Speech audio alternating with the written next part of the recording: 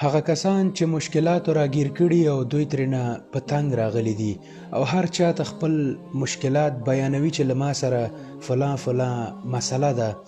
ګوره خلکو ته خپل مشکلات مه بیانوه، په دې مشکل ډیریږي خو کمیږي نه. په دنیا کې په هر انسان مشکل او آسانه وخت راځي.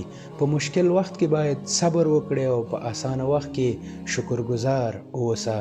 الله تعالی فرمایي څوک ته چې د پریشانۍ او د مشکلاتو په وخت کې ستاسې لاسنیوی وکړي، د الله نه پرته هیڅ څوک داسې نشته.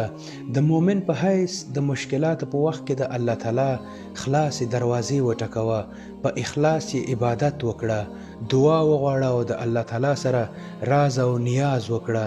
خپل ستونزې، خپل مشکلات خپل رب ته ووایه، له هغه سره حل مخکې د مخکې نه پروت وي، خو هغه ستاسې د صبر امتحان اخلي.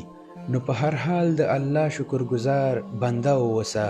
الله تعالی فرمایي هیڅ داسې مصیبت نشته چې په ځمکه یا ستاسې په ځانونو باندې نازل شي او هغه موږ د پیدا کولو نه مخکې په یو کتاب کې لیکلی نه وي، او دا تاسې ته له دې دپاره وایو هغه تاوان چې په تاسې دی په هغه زړه تنګي مه شئ.